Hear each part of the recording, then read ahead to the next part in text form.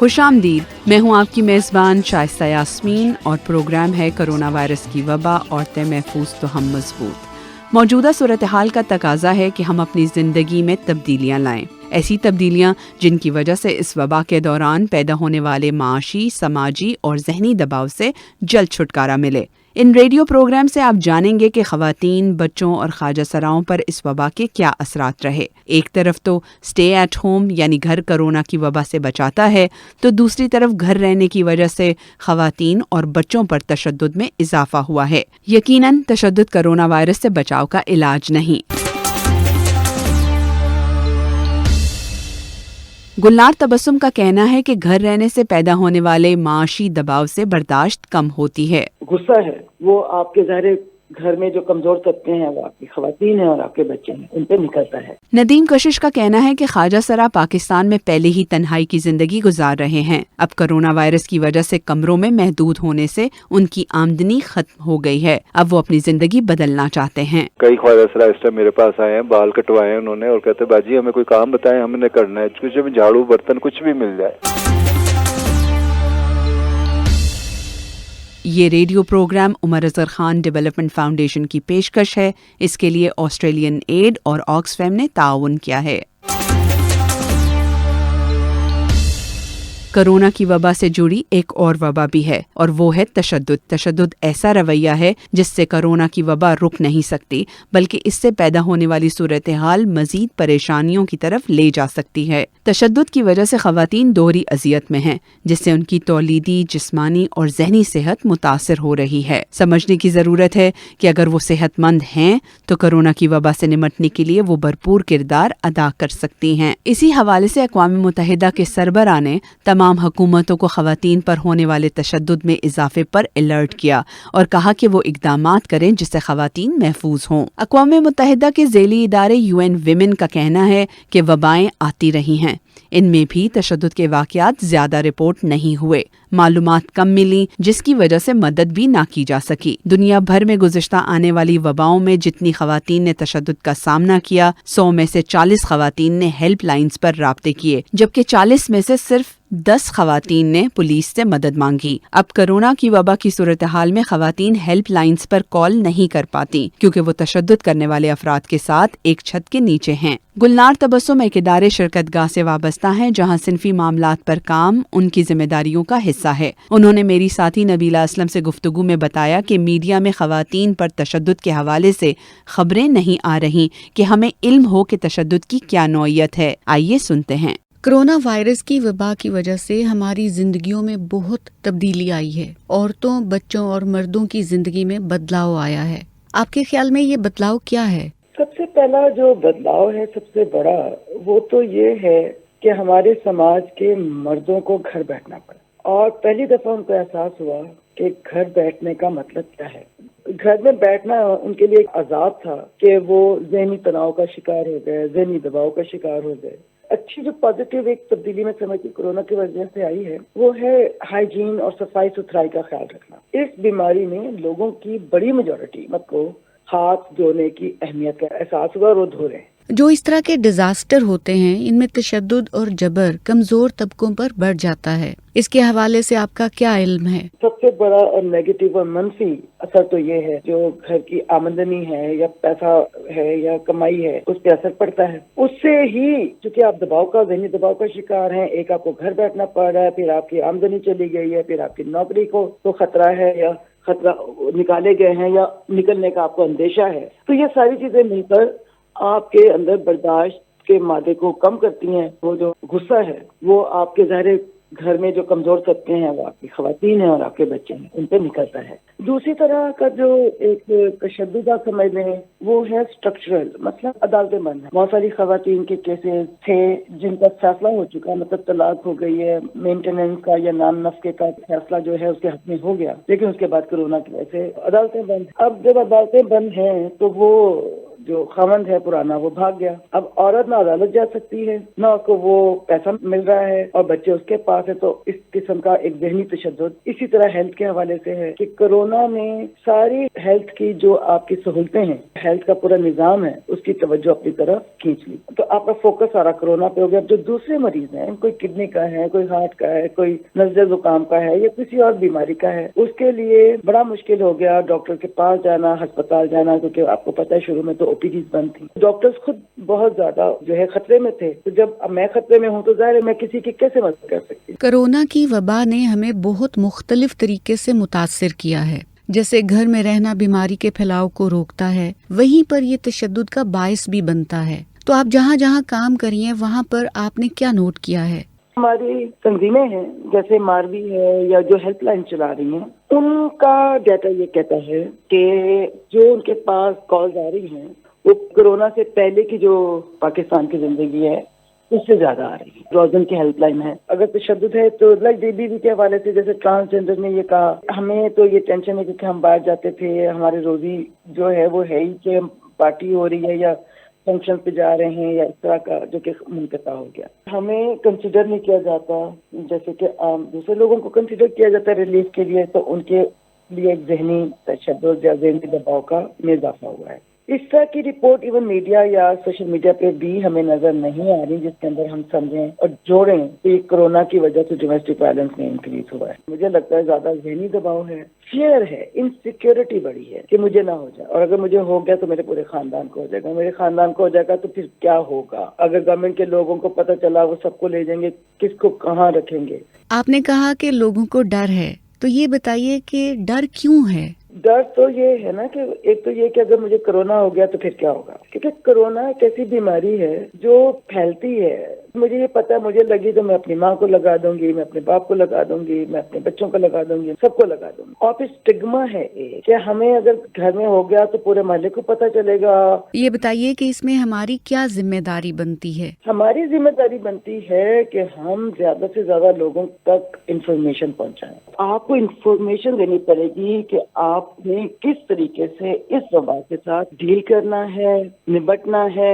आपने पहले कहा कि हमारी सफाई सुथराई की आदतें बहुत बदली हैं इस वबा की वजह से, और इसके अलावा आपके इर्द गिर्द और क्या बदला है? तो एक तो यही है कि सबको एहसास हुआ हेल्थ एंड हाइजीन के हवाले से। दूसरा मुझे इस तरह की चीजें भी नजर आई हैं कि फैमिली बाइंडिंग जो है ना वो बड़ी, वो जो गैप आ रहा था बहुत ज्यादा खानदानों के अंदर, क्या मिल के बैठने का या गुफ्तगू करने का, क्योंकि अब आप सुबह से लेके रात तक हैं तो सुबह आपको कहीं जाना नहीं है, ना स्कूल है, ना कॉलेज है, ना दफ्तर है, तो आपने रात भर जागना है। रात भर जागना है तो फिर आप सारे बैठे हैं, कोई लूडो खेल रहा है, कोई कैरम खेल रहा है, घप लग रही है। तो इस तरह की चीजें भी हुई हैं। आपका बहुत शुक्रिया। थैंक यू नबी।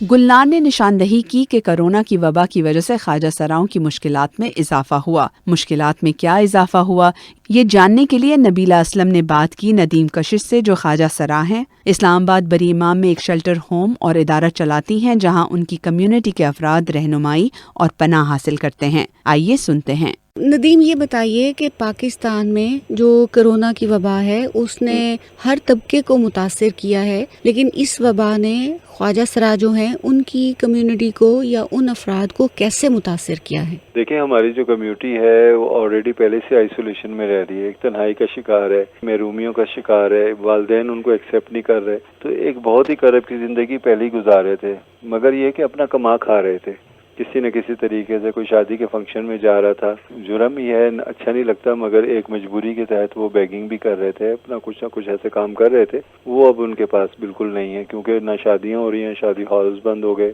और रोड के ऊपर निकलना बंद हो गया। तो ऐसे हालात में वो अपने उन जिन किराए के मकानों में रह रहे थे, वो तो अपना किराया भी अफोर्ड नहीं कर सकते। डेली वेजेस पे ये सारे लोग काम कर रहे थे और कई लोग इससे पल रहे थे, क्योंकि ये अपने घरों में भी पैसे भेजते थे, मेडिसिन भी कर रहे थे, आए गए को भी देख रहे थे, अपने कपड़े भी पहनते थे, अपने मेकअप को भी देखते थे, मगर अब वो चेहरे पे मेकअप भी नजर नहीं आ रहे। और अभी वो तन्हाई कुछ ज्यादा हो गई है, बाहर निकलते हैं तो लोग इनसे डरते हैं। एक दूसरा सख्ती की वजह से पुलिस भी उनके ऊपर नजर रखी हुई है, अब वो जाएं कहाँ पे? नदीम, ये बताइए कि फिर कैसे आप इन हालात में गुजर बसर कर रहे हैं? देखिए, वो इंतजार कर रहे हैं उस 12,000 का जो गवर्नमेंट ने कहा था कि सबको मिलेंगे ना गरीबों को। तो वो तो गरीब से गरीब तर लोग हैं ना हम लोग, तो फिर وہ 12,000 سے بھی ہم محروم. ہم نے شناختی کارڈ سب لوگوں نے اپنے ویسے ہی SMS کیے, نااہل لکھا ہوا آ گیا, وہاں سے بھی نہیں مل رہا. پھر راشن کے ایشوز ہیں, کھانے پینے کے, تو اس میں بھی ہمارے اندر کچھ لوگ ایسے بھی ہیں جو بیگنگ کرتے ہیں. مستحقین تک پہنچانے کے لیے ہم نے 900 گھروں میں راشن بانٹا ہے. تو وہ روزوں تک تو بہت اچھا چلتا رہا راشن, مختلف مخیر حضرات نے دیا, پبلک نے دیا ہمیں, مگر ان لوگوں نے نہیں دیا جہاں سے ہم چاہ رہے تھے گورنمنٹ کی طرف سے کہ گورنمنٹ ہمیں یہ سپورٹ کرے. گورنمنٹ ہمیں ریسنٹلی ہم نے کوشش کی تھی کہ ہمیں وہ جو پناہ گاہ گورنمنٹ بنا کے دے رہی ہے وہ ہم کسی طریقے سے ان سے حاصل کر لیں اپنے لیے, تاکہ ایسے موقع پہ, یہ کرونا سے پہلے کے مسئلہ تھا, ہم حکومتی نمائندوں سے ملے, انہوں نے وزٹ کیا ہمارے بری امام ہاؤس میں آ کے, بری امام میں جو ہمارا شیلٹر ہوم ہم نے بنایا ہوا ہے امام بری میں. تو انہوں نے کہا ٹھیک ہے یہ تو پناہ گاہ آپ کو بنا کے دیتے ہیں. چیک کر کے گئے سارے, مگر اس کے فاتح ہی کورونا آیا اور عاشق اوان صاحبہ بھی چلی گئی اور ہمارے ساتھ ہمارے خواب اور ہماری یہ سب چیزیں لے گئی. کسی جگہ سے آپ کو مدد صحیح طریقے سے ملی ہو؟ وہ ہمیں الخدمت فاؤنڈیشن والوں نے دی, یعنی کہ راشن کے حساب سے. کچھ مخیر آزاد نے 5-10 ہزار روپے ایسے بھیج دیے, تو وہ ہم نے چھوٹے چھوٹے رینٹ 1000 روپے ایسے کر کے لوگوں میں بانٹے, مگر وہ ایک سے کوئی حل نہیں نکلا. پھر UNDP سے رابطہ کیا. UNDP میں نے کہ اقوام متحدہ کا ادارہ ہے, ان سے رابطہ کیا تو انہوں نے ہماری بات سنی. یہ بتائیے ندیم کہ اس بیماری کا علاج ہے کہ آپ علیحدگی میں رہیں, لیکن یہ ہے کہ آپ تو پہلے ہی علیحدگی میں رہ رہے ہیں سارے. ایک چھوٹا سا کمرہ ہوتا ہے ہم لوگوں کا, زیادہ اکثریت کی بات کر رہے ہیں, کرائے کے ہوتے ہیں, اس میں 4-4 5-5 اکٹھے ہو کے رہ رہے تھے. اب جب سے کورونا آیا تو وہ آپس میں ایک دوسرے میں پھوٹ پڑنی شروع ہو جاتی ہے نا. ایسے وہ کہتے بھی میں تو اپنے ساتھ ہی رکھوں گی, تم اپنا علیحدہ کمرہ لو. ان کے گھر ہی سارے کچی آبادیوں میں, وہ جہاں جہاں بھی پاکستان میں رہ رہے ہیں ان کو بہت ہی نارمل سے گھر کمرے ملتے ہیں کرائے پہ, اور مالی مکان کرایہ چھوڑنے کے لیے تیار نہیں ہے. بجلی کا بل بھی ساتھ ساتھ دینا ہے, اس حساب سے وہ ساتھ رہنے کے لیے اب تیار نہیں ہے اور آپس میں لڑ رہے ہیں ایک دوسرے سے. زیادہ تر جو ہے نا اکثریت ہماری یہ ہے کہ وہ ڈرگ یوزر ہے, پھر بیماری اس سے جنم لیتی جا رہی, تو ذہنی طور پہ اس ٹائم وہ بہت زیادہ ڈسٹرب ہوئے ہیں نا, تو ایک دوسرے سے بھی لڑ رہے ہیں اور ان کے بعد راستہ بھی کوئی نہیں ہے کہ گھر جائیں تو گھر کس منہ سے جائیں. گھر والے ویسے ہی اس آئسولیشن میں خود ایک چیزوں کو نوٹ کر رہے ہیں, اپنے بچوں کو سیو کر کے رکھا ہوا ہے, تو ایسے میں وہ باہر سے چلتا پھرتا پرزا جو دنیا جہان میں پھرتا ہوا وہ بدنام پرزا, وہ گھر واپس کیسے لائیں گے اس کورونا کی حالات میں. اس میں اگر گورنمنٹ ہی ہمیں تعاون کر سکے تو ہمارے جیسے شیلٹر ہوم ہے, چھوٹی چھوٹی پناہ گاہیں ہیں, ایسی بنا کے ہمیں اس میں ایڈجسٹ کیا جا سکتا ہے. مجھے یہ بتائیے, اور جو ہم لوگ ہیں, ہم بھی جو کمیونٹی میں آپ کے ساتھ ہیں, لوگ کیا کریں آپ کے لیے؟ دیکھیں وہ کمیونٹی میں جو عام لوگ ہیں, پبلک ہے, جس گلی محلے میں رہتے ہیں, وہ سب کو پتہ ہوتا ہے ہماری گلی میں یہ خواجہ سرا رہتے ہیں, ٹھیک ہے نا, تو وہ ان کے گھر جا سکتے ہیں. یہ مستحق لوگ ہوں گے. آپ کسی بچے سے پوچھے خزرے کا گھر کہاں ہے تو کہیں وہ رہتے ہیں جی وہاں پہ. کیا یہ احتیاطی تدابیر کی طرف جانے کا ان کا رویہ ہے؟